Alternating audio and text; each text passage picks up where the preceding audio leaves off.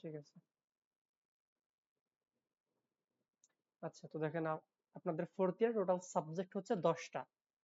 আগে ছিল 8টা আর এখন 10টা। 10টার মধ্যে 9টা হচ্ছে রিটেন আর একটা হচ্ছে ভাইভা বস। ঠিক আছে, 10টায় হচ্ছে টোটাল 1000 মার্ক, মানে 40 ক্রেডিট যাকে বলে। ফার্স্টে সাবজেক্ট কি 19th সেঞ্চুরির নভেল। এখানে টোটাল 4টা নভেল আছে: প্রাইড এন্ড প্রেজুডিস, জেন অস্টেনের, A Tale of Two Cities, Charles ডিকেন্সের, Jane Eyre, Charlotte Bronte, Tess of the D'Urbervilles, Thomas Hardy. এবং এটা বলা হয়ে থাকে যে ফোর্থ ইয়ারের যতগুলো সাবজেক্ট আছে সবগুলোর মধ্যে সবচেয়ে সহজ হচ্ছে এইটা। ঠিক আছে, অনেকটা সেই এলিজাবেথ জ্যাকোবিন ড্রামা সাবজেক্টের মতো। এটা হলো 19th সেঞ্চুরির নভেল। ঠিক আছে, এটা অনেকটা সহজ একটা সাবজেক্ট।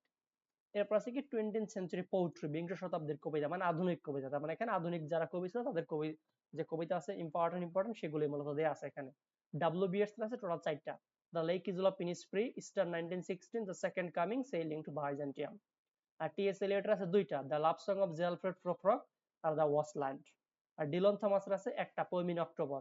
সিলভিয়া প্লাথের 4টা: Morning Song, Words, The Rival, Crossing the Water. তো যদি বলেন সহজ কোনটা, ডাব্লিউবিএস, ডিলন থমাস, এই দুইটা একটু সহজ তুলনামূলক। টিএস এলিয়ট এই দুজনের চাইতে আর একটু বেশি কঠিন।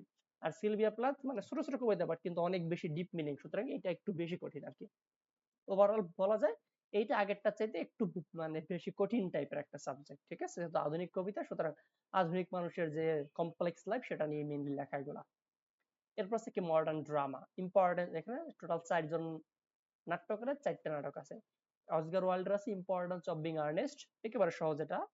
স্যামুয়েল বেকেটের ওয়েটিং ফর গডো, একেবারে ছোট একটা নাটক বাট দেখবেন যে মানে এতটাই ফেমাস এটা যে এইটার মাধ্যমে উনি হচ্ছে নোবেল পাইছে, কি বলে যে নোবেল পুরস্কার পেয়েছে উনি মেবি 1969 সাল সম্ভবত, যতটুকু মনে পড়তেছে। এই জন্য এটা যদিও সহজ বাট অনেক গভীর থিম আছে এটা। ঠিক আছে। আর হ্যারল্ড পিন্টার দ্য কেয়ারটেকার, এটা একটা অ্যাবজেক্ট টাইপের নাটক। Waiting for god the caretaker, দুইটি অ্যাবজেক্ট টাইপের নাটক। আর কি জন অসবর্ন আছে লুক ব্যাক ইন অ্যাঙ্গার, এটা আরেকটু বেশি কঠিন। এরপর আছে 20th সেঞ্চুরি নভেল। মোট কথা হচ্ছে আধুনিক এজের যেগুলো সবগুলো একটু একটু কঠিন। এই modern drama, 20th century novel, 20th century poetry যাই বলুক একটু কঠিন আর কি। তো এখানে টোটাল 5টা নভেল আছে: Heart of Darkness, A Passage to India, To the Lighthouse, Sons and Lovers, The Grass is Singing. Sons and Lovers বাদে বাকি 4টা ভালোই টাফ আছে। ওকে, মানে একটু মোটামুটি কঠিন আর কি সেই 19th সেঞ্চুরি নভেলের চাইতে। এগুলো 20th সেঞ্চুরি নভেল বা বিংশ শতাব্দীর যে উপন্যাস। এরপর আছে কি আমেরিকান পোয়েট্রি, এটা তুলনামূলক একটু সহজ আছে ফার্স্টের 3টা স্পেশালি। এমিলি ডিকিনসন, এখানে টোটাল 4জন লেখকের বা 4জন কবির কবিতা আছে। এমিলি ডিকিনসনের আছে 3টা: Wild Nights, I Felt a Funeral in My Brain, I Taste a Liquor. Walt Whitman আছে 2টা: When Lilacs Last in the Dooryard Bloom, O Captain, My Captain. Robert Frost আছে হচ্ছে কয়টা, 1 2 3 4 5 7টা: After Apple Picking, The Birches, Mending Wall, The Death of the Hired Man, Road Not Taken, Acquainted with the Night, Tree at My Window. আর Langston হিউজের আছে 4টা: The Negro Speaks of Rivers, I Too Sing America, The Weary Blues, Harlem. তার মানে 4জন লেখকের almost 4 আর 7 11 12 13 16টা কবিতা আছে। ঠিক আছে, ফার্স্টের 3টা তুলনামূলক সহজ, লাস্টেরটা একটু কঠিন যেহেতু এগুলা হচ্ছে বর্ণবাদ বা ওই সময় যে কি আমেরিকাতে ডিসক্রিমিনেশন চলমান ছিল সেটা নিয়ে লেখা, সুতরাং এটা একটু টাফ আর কি ওনার কবিতাগুলো। ওভারঅল এটা একেবারে কঠিন না আবার একেবারে সহজ না, মাঝারি লেভেলের বলতে পারেন। এরপর আছে American literature, fiction and drama. 5জন লেখকের 5টা টেক্সট আছে: নাথানিয়েল হথর্নের ইয়াং গুডম্যান ব্রাউন, ইউজিন ও নেইলের আছে দ্য হিয়ারিয়া, আর্নেস্ট হেমিংওয়ের the sun also rises, Saul ভিলোর সিজ দ্য ডে, টনি মরিসনের ফেলাবেট। 5টা সহজও আছে আবার ভালোই ফ্যাচানো টাইপেরও আছে। ওকে, মানে ফিকশন তো একটু অন্যরকম টাইপের আর কি। আপনারা যেমন হচ্ছে সেই থার্ড ইয়ারে আপনাদের রেস্টোরেশন 80 সেঞ্চুরি ফিকশন নামে যে সাবজেক্ট আছে, রবিনসন ক্রুশো, তারপরে হচ্ছে গালিবার ট্রাভেলস, ওই রকম টাইপের আর কি। এরপর আছে ক্লাসিক্স ইন ট্রান্সলেশন। বুঝলে একেবারে সহজ, না বুঝলে একেবারে কঠিন, কারণ এখানে অনেক চরিত্র প্রাচীন গ্রিক এবং রোমান মিথোলজি নিয়ে। ফার্স্টের সেটটা গ্রিক মিথোলজি, লাস্টেরটা রোমান মিথোলজি নিয়ে লেখা মেইনলি। হোমারের আছে ইলিয়াড, এসকেলাসের আগামেনন, ইউরিপিডেসের মিডিয়া, এরিস্টোফ্যান্সের দ্য ফ্রক্স, সেনেকার ফেড্রা। এই 1 2 3 আর 5 হচ্ছে যে নাটক টাইপের। আর 4 নাম্বার যেটা আছে ফ্রক্স, এটা একটু সমালোচনামূলক টাইপের আর কি। ঠিক আছে, হচ্ছে ক্লাসিক্স ইন ট্রান্সলেশন, বাংলায় যাকে বলে অনুবাদে ধ্রুপদী সাহিত্য আর কি। কে যেন জয়েন হতে চাচ্ছে, শাকির ভাই। ওকে, তো এইগুলো ক্লাসিক্স ইন ট্রান্সলেশন। এরপর একটা আছে কি লিটারি ক্রিটিসিজম। আপনারা আগে থার্ড ইয়ার পড়ছেন কি ইন্ট্রোডাকশন টু লিটারি ক্রিটিসিজম, সেখানে কিন্তু ছিল মানে রোমান্টিক এজ পর্যন্ত, ওকে। আর এখন ভিক্টোরিয়ান এজ থেকে আধুনিক এজ পর্যন্ত চারজন লেখকের 4টা টেক্সট আছে। Matthew Arnold the study of poetry, T S. এলিয়টের the metaphysical parts, Edward Said the introduction to culture and imperialism, Terry গোল্ডারের দ্য রাইজ অফ ইংলিশ। ভালোই টাপ এটা, ওকে। স্পেশালি যারা আগামীকালকে ফোর্থ ইয়ারে মানে আপনাদের সিনিয়র যে ব্যাচ ওরা এক্সাম দেবে, ওরা এটা ভালো মতো আজকে রিয়েলাইজ করতেছে যে মানে যে কেমন টাইপের কঠিন একটা সাবজেক্ট, ঠিক আছে।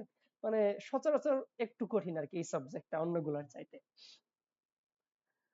ফার্স্টের দুইটা ভালোই সহজ আছে, মাঝখানেরটা সবচাইতে মানে কি বলে যে পেঁচানো একটা টেক্সট, লাস্টেরটা যে সেকেন্ডের হিস্ট্রিটা ভালো মতো পড়ছেন এইটা সে ভালো মতো লিখতে পারবেন লাস্টেরটা, ঠিক আছে। তার মানে 1 2 4 ভালো, 3 নাম্বারটা একটু বেশি পেঁচালো। এরপর আছে হচ্ছে কন্টিনেন্টাল লিটারেচার আর approach and methods of linguistics. দেখেন অর দেয়া আছে, তার মানে উপরে যে 8টা সাবজেক্ট সবার জন্য বাধ্যতামূলক।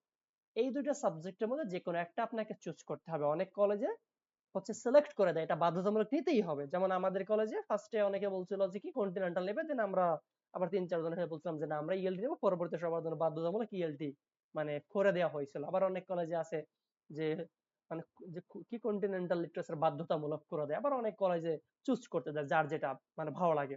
তো কন্টিনেন্টাল লিটারেচার মানে কি, এটা হচ্ছে আপনার অন্য যে নোবেল টোবেল পড়ছেন ওইরকমই 5টা টেক্সট আছে।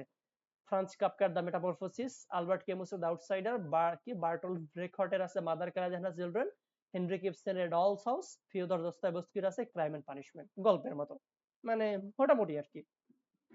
আর আরেকটা আছে approach and methods of language teaching, okay. ভাষা শেখার নিয়ম কানুন বা পদ্ধতিগুলো অনেকটা থার্ড ইয়ারের লিঙ্গুইস্টিক্স এর মতো, বাট একটু টাফ। বলতে পারেন যে লিঙ্গুইস্টিক্স হচ্ছে ইন্ট্রোডাকশন, সেইটা হচ্ছে কি অ্যাপ্লাইড লেভেল হচ্ছে এইটা, ঠিক আছে। সুতরাং যদি কলেজ থেকে সিলেক্ট করে দেয় তা তো ভালোই, মানে সেটা নিতে হবে বাধ্যতামূলক, সহজ হোক বা কঠিন হোক। আর যদি সহজ থেকে সিলেক্ট করে না দেয়, তাইলে যারা মনে করেন যে না আমি লিঙ্গুইস্টিক বেশি ভালো বুঝি না, আমি এটা পারবো না, তাইলে অ্যাপ্রোচটা না নিয়েই ভালো হবে, সে সরাসরি কন্টিনেন্টাল নিয়ে নেবেন। আর যদি হয় যে না আমি একটু এক্সট্রা করে একটু কিছু পড়তে যাই বা জানতে চাই, সেই ক্ষেত্রে আপনি অ্যাপ্রোচটা নিতে পারেন, ওকে। এটা একটু মানে লিঙ্গুইস্টিক্স এর মতো, তবে একটু কঠিন আর কি, ঠিক আছে। আর আবার যদি বুঝতে পারেন তাহলে আবার মোটামুটি সহজ আছে। এখন কথা হচ্ছে যে এই দুইটার মধ্যে কোনটা নিলে ভালো হবে। ভালো বলতে আমরা যারা স্পেশালি পড়াশোনা করি অলমোস্ট 99% পড়ি জাস্ট পাস করার জন্য, একটা চাকরির জন্য। সুতরাং আমাদের মনে হয় না এই যে চালো টাইপের যেটা আছে অ্যাপ্রোচ এটা আবার নেওয়া উচিত হবে, ওকে। সুতরাং আমাদের যে উদ্দেশ্য সেই উদ্দেশ্যে কন্টিনেন্টাল নিলে ইনাফ। বাট যার উদ্দেশ্য আমি মানে পাবলিক ইউনিভার্সিটিতে পড়তে চাই, মাস্টার্স করতে চাই, অথবা ভালো একটা সাবজেক্ট মানে লিটারেচার তো আমি পড়লামই 4 বছর, এখন আমি লিঙ্গুইস্টিক্স এর উপরে মাস্টার্স করতে চাই, সেই ক্ষেত্রে আপনার কিন্তু এটা বাধ্যতামূলক থাকতে হবে, ওকে। বা এটা নিলে ভালো হবে আর কি বুঝতে। অথবা হচ্ছে যারা ফরেইনে যাবেন তাদের জন্য এই সাবজেক্টটা থাকলে বেটার হয়, ঠিক আছে। তো যদি গতানুগতিক ধারায় যান তাহলে কন্টিনেন্টাল নেবেন, সহজ হবে। আর যদি মনে হয় যে না আমি একটু এক্সট্রা করে বা একটু আমার সুযোগ সুবিধা লাগবে বেশি, সেই জন্য আপনি এটা নিতে পারেন, বাট একটু কঠিন হবে। আর আমি আমার কথা বললে আমি অ্যাপ্রোচ নিয়েছিলাম আর কি, ঠিক আছে। কন্টিনেন্টালটা নিই নাই আমি, বা আমাদের মানে যারা ছিল সবাই অ্যাপ্রোচ এন্ড মেথডস অফ মানে ইএলটি যেটাকে বলে ইংলিশ ল্যাঙ্গুয়েজ টিচিং, এটাই নেওয়া হয়েছিল। এই হচ্ছে নবম সাবজেক্ট, লাস্ট সাবজেক্ট যেটা সেটা হচ্ছে ভাইবা ভৌসি। ভাইবা ভৌসি, ঠিক আছে। টোটাল 100 মার্কের ভাইবা, এবং এটাতে একটু ভালো মতো আপনি ফোর্থ ইয়ারে যা পড়ছেন প্রায় 90% কোশ্চেন এগুলোর উপরই করে, বাকি মানে এক্সট্রা কিছু কোশ্চেন আপনার first year second year third year থেকে করতে পারেন, ওকে। ওভারঅল আপনি 4 বছরে কি পড়ছেন অনার্সে সেই উপর মানে সেটার উপর বেসিস করে আপনাকে বিভিন্ন কোশ্চেন করবে। যেমন দেখবেন আমাদের গ্রুপে হচ্ছে বিভিন্ন ভাইবা সম্পর্কে অনেক পোস্ট আছে, আমি তারপর জাবের টাবের আমাদের যে হচ্ছে ভাইভাতে যারা জিজ্ঞেস করছে ওখানে মানে ডিটেলস পোস্ট করেছিলাম, ঠিক আছে।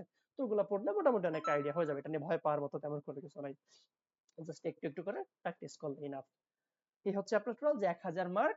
এখন হচ্ছে আমরা আমাদের মেইন পড়াশোনায় চলে যাই, যেহেতু নতুন সুতরাং সহজ একটা সাবজেক্ট দিয়ে শুরু করলে ভালো হবে, সেটা হচ্ছে 19th সেঞ্চুরি নভেল। এরপরে না হয় একটা কঠিনতা দিয়ে শুরু করা যাবে, ঠিক আছে। এটা হচ্ছে আমার পার্সোনাল অপিনিয়ন। আসসালামু আলাইকুম রাহমাতুল্লাহ। ওয়ালাইকুম আসসালাম ভাই। ভাই কেমন আছেন?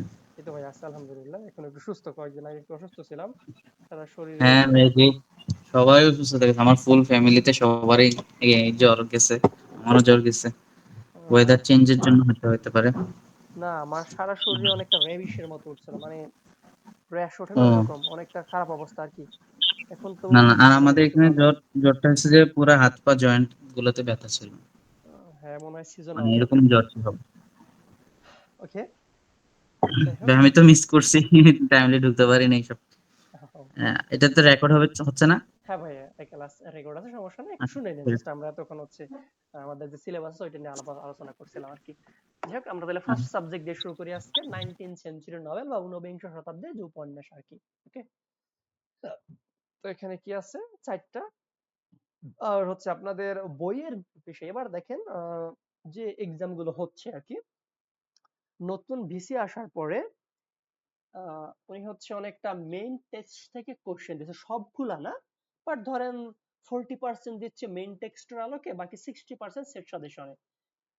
হচ্ছে স্পেশালি পার্ট বি এর কোশ্চেন কমন আসতেছে, যেমন এবার এই যে যে যারা আছে আর কি, ওদের যে 6টা এক্সাম হইলো, 6টা এক্সামে মনে করেন যে 50 থেকে 60% প্রত্যেক সাবজেক্টে কমন। যেমন লাস্ট যে এক্সামটা হইলো সেই ক্লাসিক্স ইন ট্রান্সলেশন, ওখান থেকে আমরা যে হ্যান্ড নোটের কোশ্চেন গুলো দিয়েছিলাম, 5টার মতো বোধহয় পার্ট সি কমন আসছিল, 6টার মতো পার্ট বি কমন আসছিল, আর মার্কিং করা ব্রিফ সেট থেকে আসছিল বোধহয় 60টার মতো, 7টা কমন ছিল, আর বাকি 3-4টা যে সামারি টামারি বা পার্ট বি সি এর কোশ্চেন পড়ে লেখা গেছে। তার মানে একটু অ্যানালাইটিক্যাল হচ্ছে। আগে যেমন ধরেন যে আপনার সালের কোশ্চেন গুলো পড়লে প্রায় 6, 7টা, 8টা করে কমন আসতো, এবার কিন্তু এরকমটা হচ্ছে না। Specially American literature, fiction and drama ওই সাবজেক্টে, 20th century novel, specially 20th century novel ওই সাবজেক্টে অনেক ডিপ থেকে কোশ্চেন আসছে।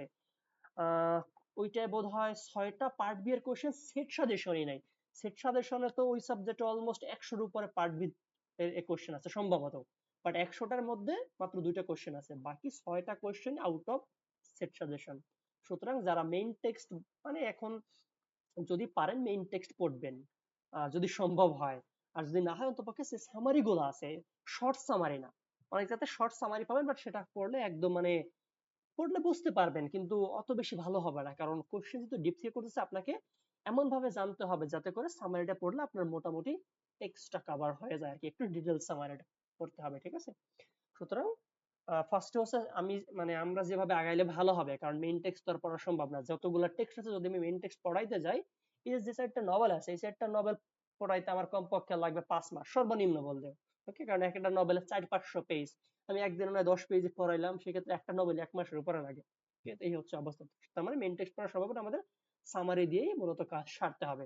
তো হচ্ছে এই জন্য যে হ্যান্ড নোট বইটা আছে, হ্যান্ড নোট বই আগের এডিশনেরটা আছে আর কি, ওগুলোর সাথে সাপ্লিমেন্ট আকারে যেগুলো নতুন অ্যাড করা হবে ওগুলো পাবলিশ করা হবে, ঠিক আছে? এই জন্য আপাতত, জাস্ট মিনিট, হ্যালো, ভালো করছো আকাশ?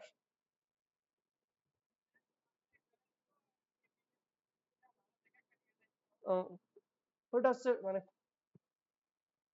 কত দিনেরটা দিবে, 1 সপ্তাহ নাকি হচ্ছে আরো বেশিটা?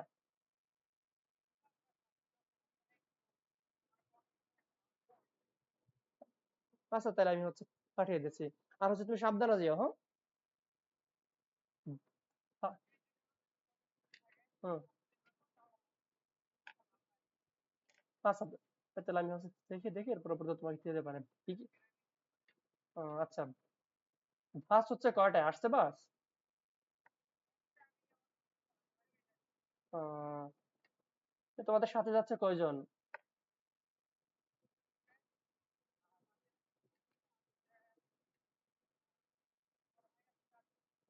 আহ, আচ্ছা আকাশ, তাহলে সাবধানে যেও, ঠিক আছে?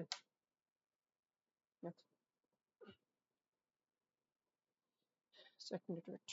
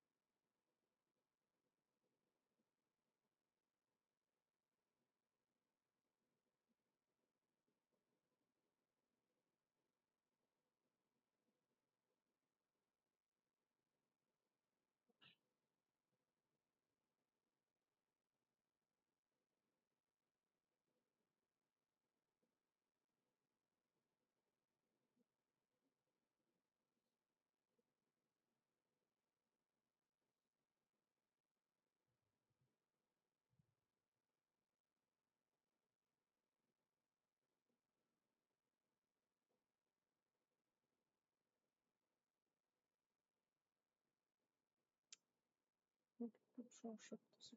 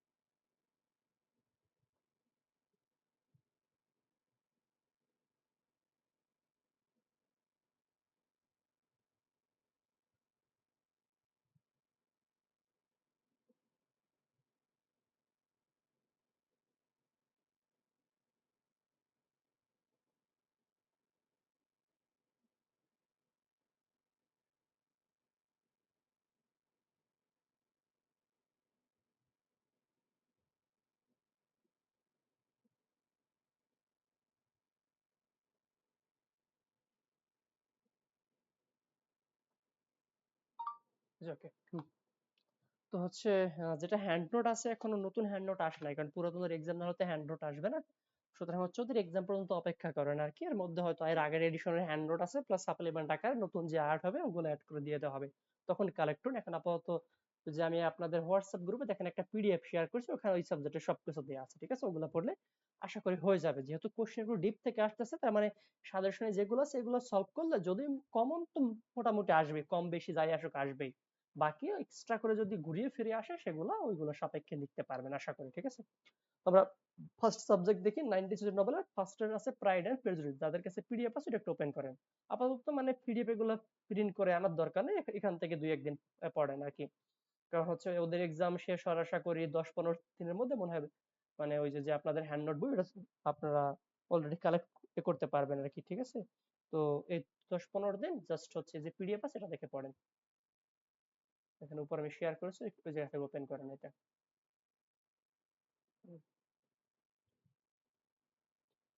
ওকে, সবাইকে ওপেন করছেন? তাহলে আমি শুরু করি। শাকির ভাই আর হচ্ছে কে, সোহেলি, আর মেবি হচ্ছে ইয়াসিমা।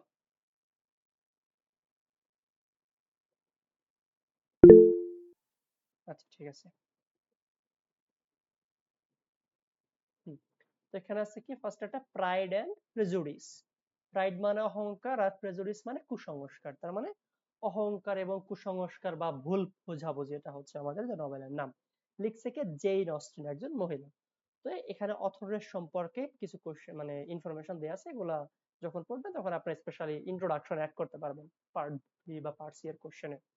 তো জেইন অস্টিন উনি 1775 সালে জন্মগ্রহণ করতে, মারা গেছে 1817 সালে। Was the seventh child of Reverend George Austin, rector of Steventon, and was born in the parsonage of the village in 1775। মানে এগুলো অত বেশি ইম্পর্টেন্ট না, জাস্ট এতটুকু মনে রাখবে যে উনি 1775 সালে জন্মগ্রহণ করছে। তার মানে 1775 সাল তখন কোন সময় চলতেছিল? রোমান্টিক এজ আর কি। আমরা জানি 1700 হুম 98 সাল থেকে 1832 সাল হচ্ছে রোমান্টিক এজ। এবং উনি তো মানে জন্মলগ্ন থেকে তো লিখতে শুরু করেন, অ্যাটলিস্ট 15-20-25 বছর গেছে, দেন লেখালেখি শুরু করেছে। তার মানে উনি অলমোস্ট রোমান্টিক এজে বিলং করে আর কি। যে very few English writers ever had so narrow a field of work as Jane Austen. মানে ইংরেজি সাহিত্যে এমন খুব কম লেখক বা লেখিকারাই আছে যারা কিনা এই মানে জেন অস্টিনের মতো এত অল্প স্বল্প লেখালেখি করছে বাট এতটা জনপ্রিয়তা পাইছে। The most widely read of her novel is Pride and Prejudice. তার বিখ্যাত যে বইটা আছে বা যে বইটা বেশি পড়া হয়েছে সেটার নাম কি? Pride and prejudice. But three others, আরো বেশ কয়েকটা আছে, যেমন sense and sensibility, Emma, Mansfield park, এগুলো তার বিখ্যাত বিখ্যাত বই। have slowly owned their way to the front rank of fiction। মানে যে টেক্সট গুলা এই যে কল্পকাহিনী আছে বা ফিকশনাল যে টেক্সট গুলো আছে এইগুলোর সামনের সারিতে আমরা রাখতে পারি, এগুলোর যে জনপ্রিয়তা সেই জন্য। তার মানে উনি বেশ কয়েকটা নভেল টভেল লিখছে, যেগুলোর মধ্যে অন্যতম বিখ্যাত হচ্ছে কোনগুলো? Pride and prejudice, sense and sensibility, Emma আর মেন্সফিল্ড পার্ক। হচ্ছে আবার অথরের সম্পর্কে। এরপরে আছে হচ্ছে এখানে যে নভেলের চরিত্রাবলী সম্পর্কে আছে কি মিস্টার বেনেট। উনি কে? এই নভেলে যে ফাদার ফিগার, মানে যে 5 মেয়ের বাবা আর কি, মিস্টার বেনেট। এখানে বলা আছে the patriarch of the Bennet family, gentleman of modest income with 5 unmarried daughter. তার 5টা মেয়ে আছে, 5 জনই আনমেরিড। এরপরে কি মিসেস বেনেট। তো উনি কি? উনি হচ্ছে মিস্টার বেনেটের স্ত্রী আর কি। যে Mr Bennet's wife, a foolish, একটু বলদ টাইপের, noisy women whose only goal in her life is to see her daughters married. এটা পাল্টাতে আসে। তার জীবনের উদ্দেশ্য কি? তার জীবন উদ্দেশ্য তার 5 মেয়েকে যেমনি হোক বিয়ে দেওয়া, এটা হচ্ছে তার জীবনের একমাত্র উদ্দেশ্য। এর পাশে কি জেইন বেনেট। জেইন বেনেট কি? The eldest and most beautiful Bennet sister. এই বেনেট পরিবারের মধ্যে সবচাইতে সুন্দরী যে, এবং এটা কিন্তু এবার পার্টের কোশ্চেনে আসছে, বেনেট পরিবারের সবচাইতে সুন্দরী কে, এইটা এবার আসছে না। এটা কিন্তু মানে যে সেট সাজেশনেও নাই। তো মানে সবচাইতে সুন্দরী হচ্ছে জেন, কি তাদের যে 5 বোনের মধ্যে সবচাইতে বড়, যার নাম Jane Bennet. Jane is more reserved and gentler than Elizabeth. মানে সে কি? একটু গম্ভীর টাইপের, একটু লাজুক টাইপের আর কি। সে মেরিজ চার্লস বিংলে, এবং নভেলে আমরা কি দেখি শেষ দিকে? সে চার্লস বিংলে নামে এক ভদ্রলোককে বিয়ে করে আর কি। এরপর থেকে এলিজাবেথ বেনেট, সে হচ্ছে এই নভেলের মেইন ক্যারেক্টার বা প্রোটাগনিস্ট, যে the novel's protagonist, the second daughter of mister Bennet. সে কি? মিস্টার বেনেটের সেকেন্ড যে ডটার আর কি। Elizabeth is the most intelligent and sensible of the 5 Bennet sister. Elizabeth হচ্ছে তাদের 5 বোনের মধ্যে সবচাইতে বিজ্ঞ বা জ্ঞানী যে মেয়েটা আর কি। She marries Fitzwilliam Darcy, যে এই নভেলে আমরা দেখি সে ফিজ উইলিয়াম ডার্সিকে বিয়ে করে নভেলের শেষে একেবারে। মেনলি নভেলের ঘটনা ওদেরকে এই ডার্সি এবং এলিজাবেথ যে রোমান্টিক রিলেশনশিপ এইটা নিয়ে এই নভেলটা লেখা। এরপর থেকে মেরি বেনেট, মেরিকে তাদের থার্ড যে বোন, the middle Bennet sister, bookish and pedantic, সে একটু জ্ঞানী টাইপের এবং যে বই পড়তে অনেক ভালোবাসে, এই জন্য হচ্ছে কি বুকিশ আসতে পারে যে 5 মেয়ের মধ্যে কে বেশি বই পড়তে ভালোবাসে, মেরি বেনেট হবে কিন্তু।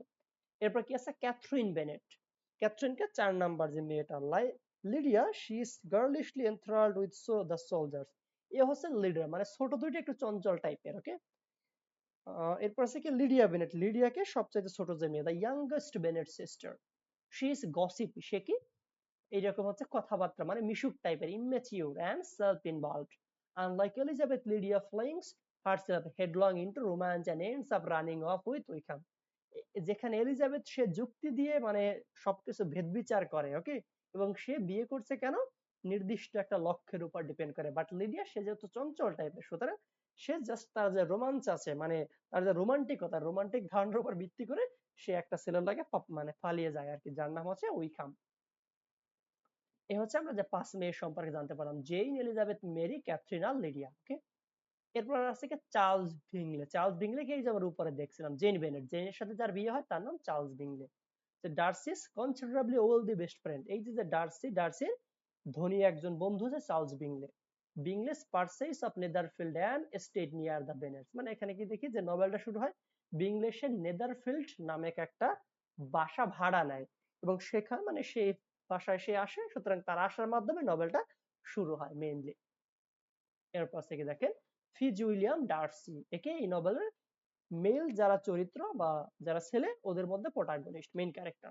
এ ওয়েলদি জেন্টলম্যান, একজন খুব ধনী ভদ্রলোক, দ্য মাস্টার অফ পেমবার্লি, পেমবার্লি হচ্ছে তার বাসার নাম, তার মানে তার যে বাসা আছে সেই বাসার সে মালিক।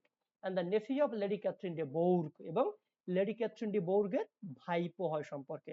Darcy intelligent and honest but prouder, সে কেমন ইন্টেলিজেন্ট কিন্তু একটু প্রাউডার বা অহংকারী, তার নাম থেকে কিন্তু এই নভেলের নাম হচ্ছে প্রাইড এন্ড প্রেজুডিস। ওকে, এই নভেলের ডার্সি সে হচ্ছে প্রাইড বা অহংকার দেখাইছে এবং তার অহংকারের জন্য এই যে যে এলিজাবেথ আছে, এলিজাবেথ তাকে ভুল বলছে মানে প্রিজুডিস করছে, এই জন্য নভেল নাম আছে প্রাইড এন্ড প্রেজুডিস। এরপর থেকে জর্জ উইকহাম, জর্জ উইকহামকে এই যে যে লিডি আছে সে যে ছেলের লাগে পালাইয়া যায় তার নাম থাকে জর্জ উইকহাম, যে handsome fortune hunting militia officer, fortune hunting বলতে অর্থলোভী। Wickham's good looks and charm attract Elizabeth initially, Wickham সে দেখতে দেখতে একটু ভালো, সুতরাং এলিজাবেথ মানে ফার্স্টে তার প্রতি আকৃষ্ট হয়, but Darcy's revelation about Wickham's disreputable past clues her into his true nature and simultaneously draws her closer to Darcy, কিন্তু যখন কিনা ডার্সি সে এই যে যে উইকহাম তার যে অতীত সম্পর্কে বলে ও আসলে ভালো না ইত্যাদি ইত্যাদি, তখন এই যে যে হচ্ছে এলিজাবেথ ডার্সিকে মানে একথা সে এই যে যে হচ্ছে কি জর্জ উইকহাম আছে সে তার সম্পর্কে সত্যিটা জানতে পারে, সুতরাং সে আর তার প্রতি কোনো প্রকার ভ্রুক্ষেপ করে না, বরঞ্চ এই উইকহামের সাথে এই যে যে হচ্ছে আহ এলিজাবেথের যে ছোট বোন থাকে লিডিয়া, তার একটা সম্পর্ক হয় কারণ সে একটু চঞ্চল টাইপের, সুতরাং সে এই যে উইকহামের ভালো ফেস বা ফিগার দেখে তার প্রতি আকৃষ্ট হয়ে গেছে। আচ্ছা, এরপর আছে কি শার্লেট লুকাস, শার্লেট লুকাসকে এলিজাবেথ ডিয়ার ফ্রেন্ড, প্র্যাগমেটিক হয় এলিজাবেথ ইজ রোমান্টিক, এ হচ্ছে কি প্র্যাগমেটিক টাইপের মানে বাস্তবিক, মানে তার মধ্যে বাস্তব বোধ আছে, আর এই এলিজাবেথ সে একটু রোমান্টিক টাইপের, মানে বিয়ে মানে হচ্ছে এলিজাবেথের কাছে রোমান্টিসিজম, বাট এই যে যে শার্লেট লুকাস তার কাছে বিয়ে মানে হচ্ছে প্র্যাগমেটিক মানে বাস্তবিকতার উপর ভিত্তি করে। এই নভেল থেকে কিন্তু আমরা অনেক কিছু জানতে পারবো, সামনে আমরা মানে যখন পড়বো তখনই দেখবো, জাস্ট আগে চরিত্রগুলো দেখি। And also 6 years older than Elizabeth, এবং সে এলিজাবেথের চাইতে 6 বছর বয়সে বড়। Thus when Mr. Collins proposes, she accepts and they tie in the bond of marriage. এই নভেল আমরা কি দেখি যখন এই যে মিস্টার কলিন্স সে শার্লেট লুকাসকে বিয়ের জন্য প্রপোজাল দেয়, সে সাথে সাথে রাজি হয়ে যায়। এরপর থেকে মিস্টার কলিন্স কে এ পম্পাস জেনারেলি ইডিওটিক ক্লার্জিম্যান, সে কি একটু অহংকারী টাইপের একজন যাজক, ক্লার্জিম্যান মানে যাজক, who stands to inherit mister Bennet's property, যে কিনা মিস্টার বেনেটের সম্পত্তির উত্তরাধিকারী হয়, কেন হয় এটা নিয়েও কারণ আছে, আমরা যখন গল্প পড়বো মানে আমরা তখন জানবো, এখন বলার দরকার নেই। এরপর আছে কি Lady Catherine de Bourg, Lady Catherine de বোর্গকে ওই যে আমরা উপরে দেখছিলাম ডার্সির আন্টি হয় সম্পর্কে, মানে যেহেতু লেডি ক্যাথরিন ডি বোর্গের ভাইপো হচ্ছে ডার্সি, সুতরাং আচ্ছা, দেখাচ্ছিলাম।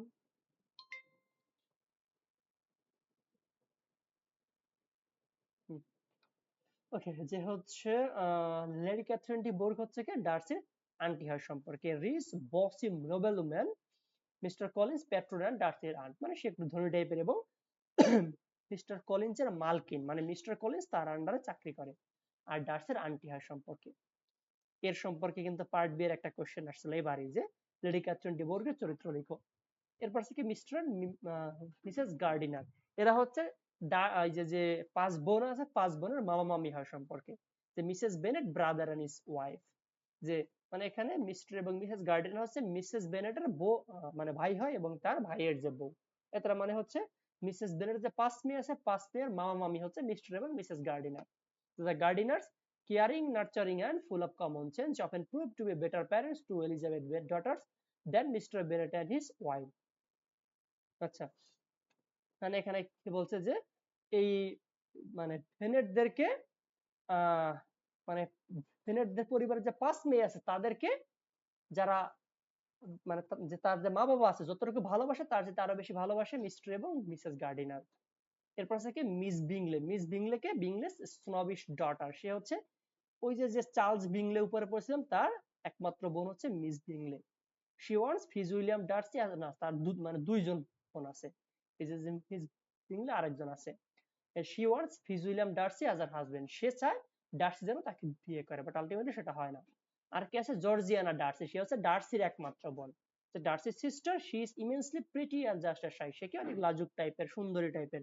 She has great skill at playing the piano, সে সুন্দর করে পিয়ানো বাজাইতে পারে। এ হচ্ছে একটা যে চরিত্র। এক মিনিট, আমি একটা বাসায় ফোন দিই, জরুরি।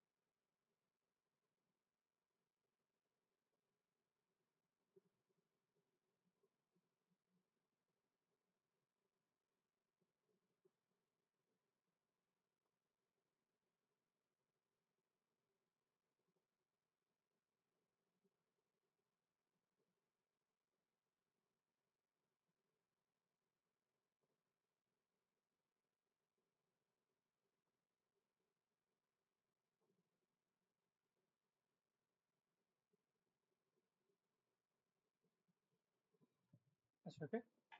তো এই নভেলের চরিত্রাবলী সম্পর্কে কি ভালো মতো বুঝতে পারছেন? আচ্ছা, আমি মানে সংক্ষিপ্ত করে আবার একটু বলি।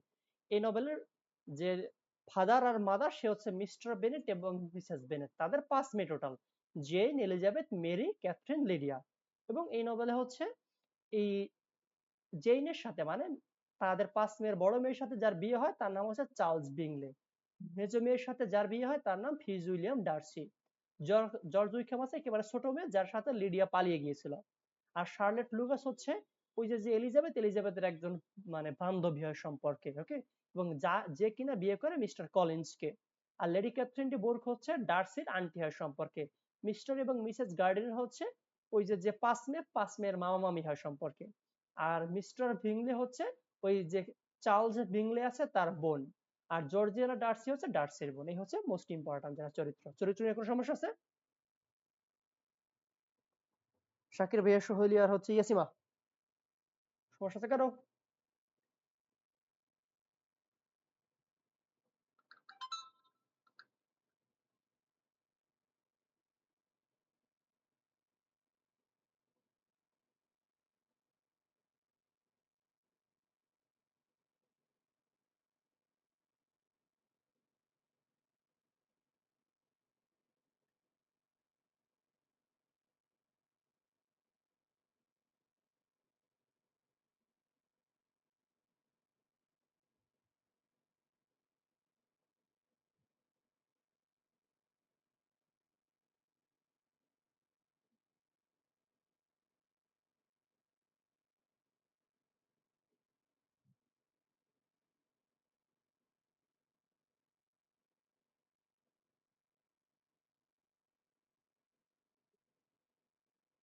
হ্যালো, সমস্যা আছে কারো?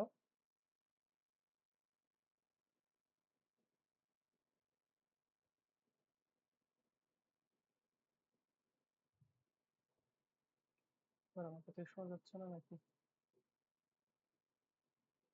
আচ্ছা, ওকে, ঠিক আছে। হুম।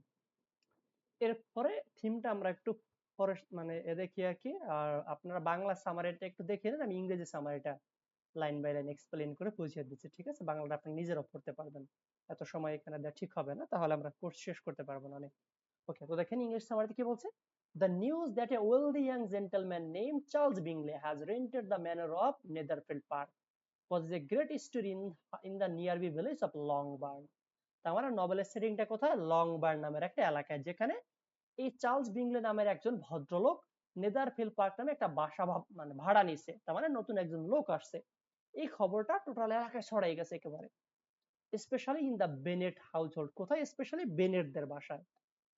দ্য বেনেটস মানে, এবং কেন ছড়াইছে বা এটা নিয়ে এত মাতামাতির কারণ কি? অবশ্যই এটার কারণ আছে। বলছে the Bennets have 5 unmarried daughters. ওই বেনেট পরিবারে 5 জন অবিবাহিত মেয়ে আছে। Jane, Elizabeth, Mary, Kitty and Lydia. মানে ক্যাথরিনের ডাক নাম হচ্ছে Kitty.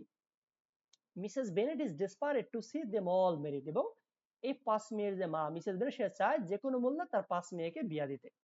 Mrs Bennet who hopes to marry one of her 5 daughters to Charles বিংলে।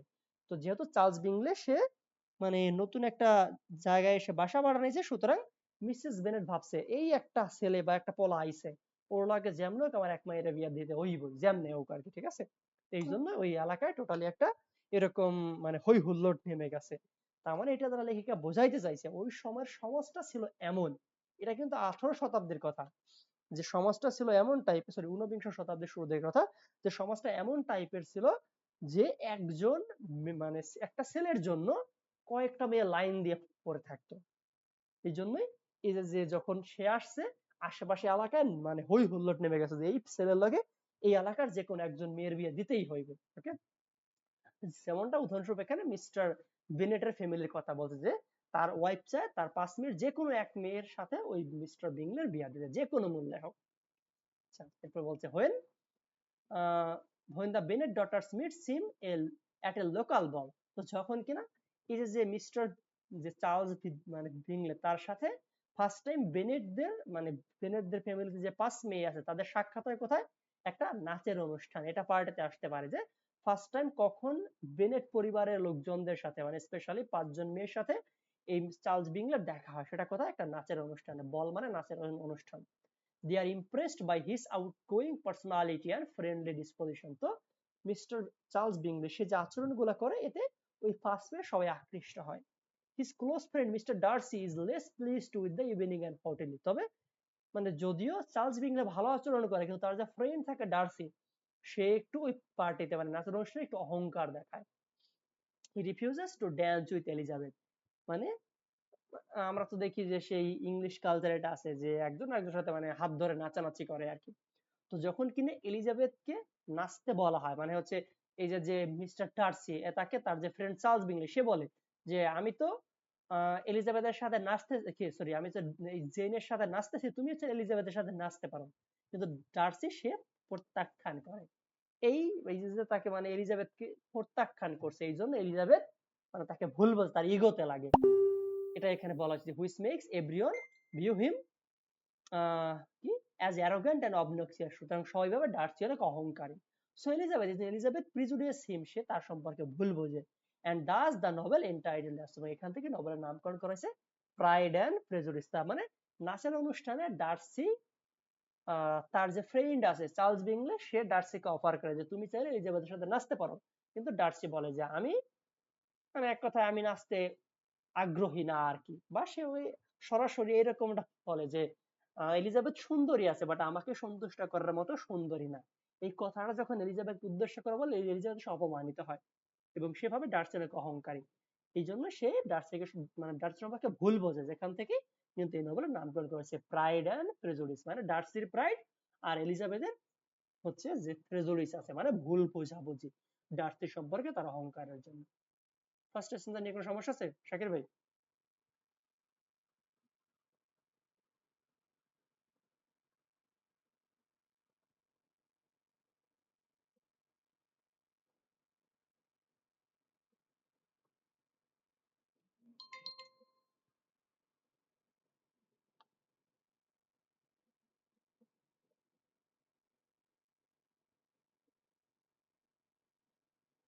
আচ্ছা ওকে ভাই। হ্যাঁ মানে ফার্স্ট টাইম তো যখন আপনার বাংলাটা পড়বে তখন আরো হুম, যে হচ্ছে যখন বাংলাটা পড়বে তখন আর একটু মানে ভালো মতো বা ক্লিয়ারলি বুঝতে পারবেন। ওকে। আচ্ছা, এরপরে কি বলছে যে বিংলে এন্ড দ্য ওল্ডেস্ট বেনের daughter Jane soon form an attachment. এটা মানে আমরা দেখি কি সেই নাচের অনুষ্ঠানে বিংলে এবং হচ্ছে এই যে যে আসতেছে ধরো, যে মিস্টার বিংলে আর হচ্ছে এই যে যে জেন, তার সাথে একটা ভালো সম্পর্ক হয়। On her journey to the house, she is caught in a downpour and catches ill. তো যখন মানে এই যে হচ্ছে নাম কি, নাম হচ্ছে জেন, সে যখন বাসায় আসতেছিল হঠাৎ করে কি হয় মানে হচ্ছে বৃষ্টি নামে, সুতরাং সে বৃষ্টিতে ভিজে যায় এবং তা একটু অসুস্থ হয়ে যায়। আসলে এটা তার মায়েরই একটা ফোন দিয়েছিল। সে জেনকে মানে জেনের যে মা মিসেস বেনেট, সে জেনকে বৃষ্টির মধ্যেই হচ্ছে বিংলেদের ওখানে পাঠাইছে যাতে করে সে অ্যাটলিস্ট মানে বৃষ্টিতে ভিজে তো সে অসুস্থ হয় এবং বিংলের সংস্পর্শে আসতে পারে, কারণ সে চায় যে কোনো মূল্যে তার এই মেয়েকে বিংলের সাথে বিয়ে দিতে। ওকে, তো এই জন্য সে ইচ্ছে করে তার বড় মেয়ে জেন তাকে বৃষ্টির মধ্যে বিংলেদের বাসায় পাঠাইছে। তো মানে সে পরিকল্পনা অনুযায়ী জেন যখন বৃষ্টিতে ভিজছে সে অসুস্থ হয়ে গেছে, সুতরাং সে তখন বিংলেদের বাসায় ছিল, যে forcing her to stay at Netherfield for several days.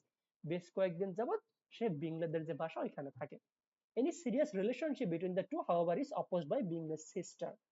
তবে মানে যদিও মানে এই যে যে বিংলে সেও চাচ্ছিল, যেহেতু সে এই যে যে জেইন তার প্রতি তার একটা আকর্ষণ ছিল, সুতরাং সেও চাচ্ছিল যে এই যে যে নাম কি জেইন, যে তার সাথে তার একটা ভালো সম্পর্ক হয়। বাট এই ক্ষেত্রে বাদশা থেকেটা বিংলের যে বোন আছে, সে ক্যারোলিন বিংলে, সে যে who do not approve of Jane as a wife of Bingley's because of her mother lower status, কারণ সে চাচ্ছিল না তার ভাই যেন এই যে যে জেইন তাকে তার স্ত্রী হিসেবে অ্যাকসেপ্ট করে, কারণ তাদের স্পেশালি তাদের যে মা, সেই মায়ের স্ট্যাটাস অত বেশি ভালো না, এক কথা তারা একটু লোয়ার স্ট্যাটাসের। এই জন্য বিংলের যে বোন কি ক্যারোলিন বিংলে, সে চাচ্ছিল না যে এর সাথে বিংলের কোনো সম্পর্ক হোক। and by Darcy, even ডার্সিও চাচ্ছিল না, who believes that Jane is indifferent to Bingley, যে মনে করতেছিল যে মানে জেন সত্যিকার অর্থে বিংলেকে ভালোবাসে না, জেন ভালোবাসে বিংলের টাকা পয়সাকে। এই জন্য ডার্সিও চাচ্ছিল না যে বিংলে এবং হচ্ছে এই যে যে জেন তাদের মধ্যে বিয়েটা হোক বা ভালো সম্পর্ক হোক। Meanwhile Darcy finds himself attracted to Elizabeth. তো এর মধ্যে আমরা কি দেখি, ডার্সি আস্তে আস্তে এলিজাবেথের প্রতি আকৃষ্ট হয়। দেখেন ফার্স্টে কিন্তু আমরা কি দেখছি, এলিজাবেথ যখন মানে এই যে ডার্সির সাথে নাচার কথা বলে, ওকে, তো তখন কিন্তু ডার্সি তাকে রিফিউজ করছিল। বাট এই ঘটনার পরে ডার্সি তার প্রতি আস্তে আস্তে আকৃষ্ট হয়, যে despite his objection to her family, যদিও সে তার ফ্যামিলিকে তখনও মেনে নিতে পারতেছিল না। তার মানে আমরা ফার্স্ট দুই স্ট্যান্ডে জানলাম কি, যে এই যে জেইন সে হচ্ছে বিংলে পরিবারে যায় এবং গিয়ে অসুস্থ হয়ে পড়ে, সুতরাং বেশ কিছুদিন ওখানে থাকে। আসলে এটা তার মায়ের পরিকল্পনা ছিল যাতে করে তার সাথে এবং বিংলে একটা ভালো সম্পর্ক হয়, মানে এক কথা অ্যাটাচমেন্ট হয় আর কি। তবে আহ এই বিংলের যে বোন আছে ক্যারোলিন বিংলে, সে আবার জেনকে অপছন্দ করতো তার মায়ের জন্য। এছাড়া এই বিংলের যে মানে বন্ধু আছে সেই ডার্সি, সেও চাচ্ছিল না জেইন এবং বিংলের মধ্যে ভালো কোনো সম্পর্ক, কারণ সে মনে করতেছিল জেইন তাকে সত্যিকার অর্থে ভালোবাসে না। এর পরবর্তীতে আমরা কি দেখি যে এই যে ডার্সি, যে কিনা এলিজাবেথকে ফার্স্ট স্ট্যান্জায় বা মানে নভেলের শুরুর দিকে রিফিউজ করেছিল বা তাকে অপছন্দ করতো, এরপর আস্তে আস্তে এলিজাবেথের প্রতি তার একটা অ্যাট্রাকশন জন্মায়। এখন দেখবো এলিজাবেথ তাকে কিভাবে রিজেক্ট করে। যে when Elizabeth and Jane return home, যখন এর পরবর্তী এই যে জেইন সে একটু সুস্থ হয়, তখন এলিজাবেথ এবং জেইন তাদের ওখান থেকে মানে সেই বিংলেদের বাসা থেকে তাদের বাসায় চলে আসে। They find Mr Collins visiting their household. তো তারা এসে কি দেখে যে মিস্টার কলিন্স নামে তাদের দূর সম্পর্কের এক মানে আঙ্কেল হয় সম্পর্কে, যে কিনা তাদের বাসায় বেড়াইতে আসছে।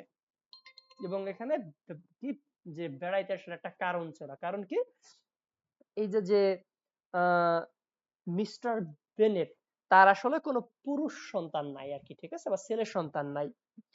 আর ইংল্যান্ডে ওই সময় নিয়ম ছিল যে ব্যক্তির কোনো ছেলে সন্তান থাকবে না, তার যে কয়টাই মেয়ে থাকুক না কেন, ছেলে সন্তান না থাকলে তার যত সম্পত্তি দূর সম্পর্কের কোনো আত্মীয় মানে যে ছেলে আত্মীয় আছে সে পাবে।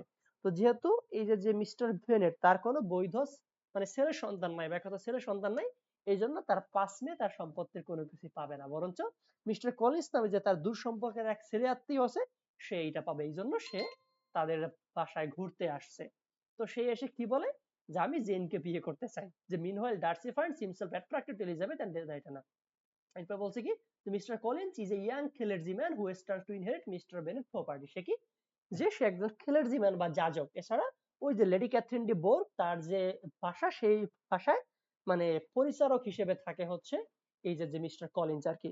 তো সে এসে যেহেতু সেই হচ্ছে মিস্টার বেনেটের দূর সম্পর্কের আত্মীয়, সুতরাং সে এখন মিস্টার বেনেটের সম্পত্তি যখন সে মারা যাবে সে এটার উত্তরাধিকারী হবে।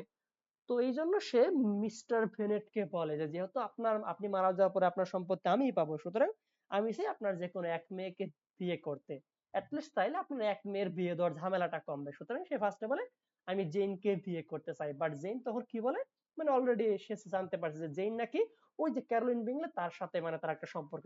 এই জন্য এই যে যে হচ্ছে নাম কি নাম হচ্ছে মিস্টার কলিন্স, সে বলে ঠিক আছে তাহলে আপনারা যদি রাজি থাকেন আমি তাহলে এলিজাবেথকে বিয়ে করতে চাই। হুম, আপনারা যদি রাজি থাকেন আমি তাহলে এলিজাবেথকে বিয়ে করতে চাই আর কি। ওইটা এখানে বলা আছে যে mister entailed meaning that it can only be passed down to male heirs। মানে এখানে বলছে মিস্টার মেরিজের সম্পত্তি যখন সে মারা যাবে এই মিস্টার কলিন্স পাবে। মিস্টার কলিন্স ইজ এ পম্পাস পল, সে কি একজন অহংকারী বলদ, মানে সে একটু বলদ টাইপের এবং হচ্ছে বেশি অহংকার করে আর কি। Though he is quite enthralled by the Bennets girl, যদিও সে মিস্টার বেনেটের যে 5 মেয়ে যে কোনো একজনকে সে চায়। শর্টলি আফটার হিজ অ্যারাইভাল, তো যখন সে আসে he makes a proposal of marriage to Elizabeth, সে এলিজাবেথকে বিয়ের জন্য মানে ফার্স্টে সে বলে সে জেইনকে বিয়ে করতে চায়, কিন্তু যখন সে জানতে পারে যে জেইন নাকি মিস্টার বিংলে মানে যে তাকে ভালোবাসে বা তার সাথে একটা সম্পর্ক, এই জন্য সে বলে ঠিক আছে আমি তাহলে এলিজাবেথকে মানে সে যদি রাজি আমি তাকে বিয়ে করতে রাজি আছি। সে টার্নস হিম ডাউন, কিন্তু এলিজাবেথ তার বিয়ের প্রপোজাল যে টার্ন ডাউন বা প্রত্যাখ্যান করে। ওনলি হিজ প্রাইড, এবং এতে তার অহংকার একটু ক্ষুণ্ণ হয় আর কি। মানে সেই হচ্ছে মিস্টার কলিন্স এর কথা বলতে he quickly turns his attention to Elizabeth friend Charlotte Lucas. তো যখন কিনা মানে এই যে মিস্টার কলিন্স দেখে যে না যে জেইনও রাজি হচ্ছে না আর এলিজাবেথও রাজি হচ্ছে না, তখন সে ভাবে না এই পরিবারে আসলে আমার কোনো সম্পর্ক করা ঠিক হবে না। তখন সে জেইনের কি এলিজাবেথের যে বান্ধবী থাকে আর কি মিস্টার না শার্লেট লুকাস, তাকে সে বিয়ের প্রপোজালটা দেয়। Who wants to marry for security rather than love, যে কিনা সাথে সাথে রাজি হয়ে যায়, কারণ তার বয়স অনেকটা হয়ে গেছে এবং সে মনে করে কি একটা মেয়ের যে সম্মানটা বিয়ের আগে থাকে তার বাবার কাছে, বিয়ের পরে হয় তার স্বামীর কাছে। সুতরাং সে যদি বিয়ে করে এই যে যে মিস্টার কলিন্সকে, এতে তার সম্মানটা বাড়বে, ইভেন সে একটা সিকিউরিটি পাবে। ওকে, কারণ ওই সমাজটা এমন ছিল যেখানে মেয়েদের অনেক হেয় করা হয়তো। সুতরাং এই যে যে হচ্ছে শার্লেট লুকাস, সে মানে তার কাছে বিয়ে মানে কোনো প্রকার রোমান্টিসিজম না, বিয়ে মানে বাস্তবিকতা, যেখানে কোনো লাভ টাভ ফ্যাক্ট না, ফ্যাক্ট হচ্ছে স্বামী হইলি হয়ে, কারণ স্বামী হইলে সে একটা সিকিউরিটি লাইফ পাবে। এই জন্য যখনই তাকে এই যে যে মিস্টার কলিন্স বিয়ের প্রপোজাল যে সাথে সাথে রাজি হয়ে গেছে, অথচ মিস্টার কলিন্স কিন্তু সেই বেনেট পরিবারের 2 মেয়েকে বিয়ের প্রপোজাল দিয়েছিল, জেইন কে এলিজাবেথকে কেউ রাজি হয় নাই। এটা কিন্তু পার্ট বি এর কোশ্চেন আসতে পারে যে মিস্টার কলিন্স আর এক কথায় বিয়ে সম্পর্কে এই শার্লেট লুকাস এবং এলিজাবেথদের যে আহ ধ্যান ধারণা এটা সম্পর্কে আলোচনা করো, যেখানে এলিজাবেথ তাদের বিয়ে সম্পর্কে রোমান্টিক ধারণা যে বিয়ে হবে রোমান্টিক টাইপের কিছু একটা, এই জন্য কিন্তু মিস্টার কলিন্সকে তারা কেউ অ্যাকসেপ্ট করে নাই, কারণ মানে তাদের প্রতি কি মিস্টার কলিন্সের প্রতি তাদের কারো ভালোবাসা নেই। অন্যদিকে শার্লেট লুকাস বিয়ে সম্পর্কে তার একেবারে বাস্তবিক একটা ধারণা যে বিয়ে করা মানে আমার একটা সিকিউরড লাইফ পাওয়া, সুতরাং যে কোনো ভাবেই হোক সে আমাকে প্রপোজ করছে মানে আমাকে বিয়ে করতে হবে, এটাই Charlotte Lucas who wants to marry for security rather than love.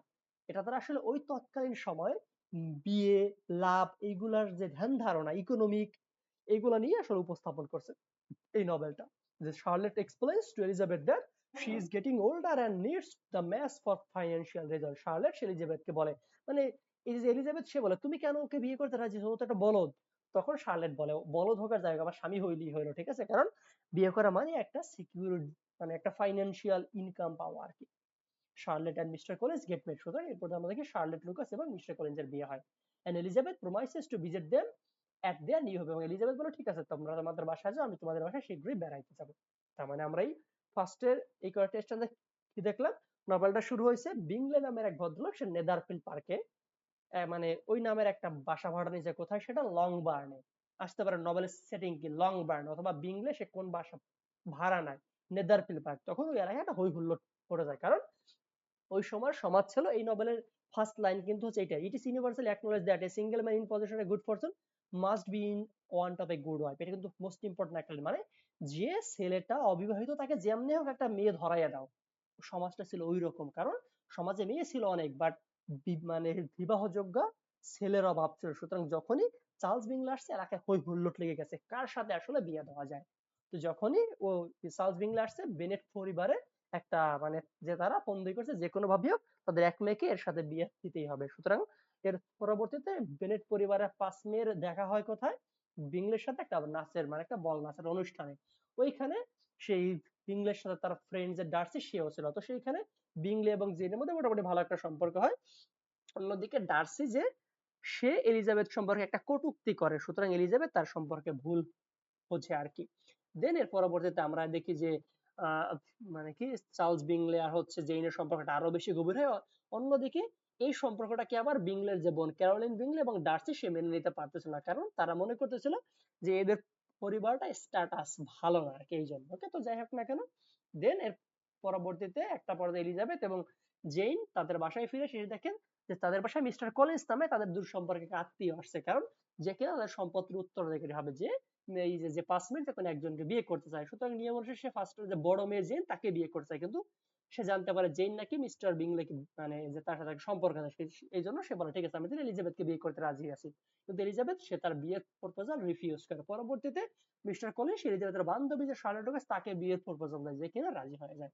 এটা তো ইন্ডিকেট করেছে ওই সময় লাভ ম্যারেজের যে অবস্থাটা কেমনটা ছিল, যা স্বামী পাইলেই হয়তো দেখেন শার্লেট এই যে শার্লেট লুকাস যখন মিস্টার কলিন্স বিয়ের প্রপোজাল দিয়েছে সে সাথে সাথে রাজি হয়ে গেছে, আবার বিংলে যখন ওখানে আসছে এলাকায় হই হুল্লোড় লেগে গেছে যে কোন মেয়ের সাথে আসলে এর বিয়ে দেওয়া যায়।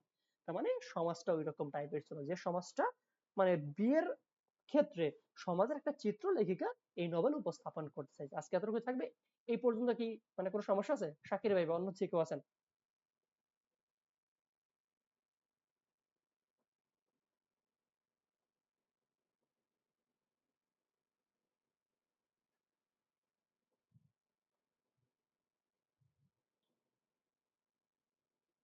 সমস্যা আছে কি ভাই?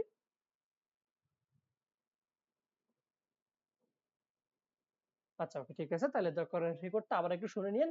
আবারও বলতেছি যেহেতু আপনারা মেইন টেক্সট পড়তে পারবেন না বা যদি পারেন তো বেস্ট, যেহেতু পারবেন না তাহলে দরকার সামারিটা ভালো মতো একটু বুঝবেন যেন খুঁটিনাটি গুলো জানা থাকে। ওকে এখানে মানে সামারি গুলো এমন ভাবে লেখা আছে যাতে করে একেবারে ম্যাক্সিমাম খুঁটিনাটি চলে আসছে, এগুলো পড়লে যে কোনো কোশ্চেন আসলে আশা করি লিখতে পারবেন, মানে সাজেশনে তো থাকবেই কোশ্চেন, সেগুলো বাইরেও অনেক কোশ্চেন আসতে পারে, সেক্ষেত্রে যেন কোনো প্রকার সমস্যা না হয়। আচ্ছা আমি হচ্ছে যে ভিডিওটা আপলোড করতে পারি, ঠিক আছে, নেক্সট ক্লাস আগামীকালকে সেম টাইম ভাই।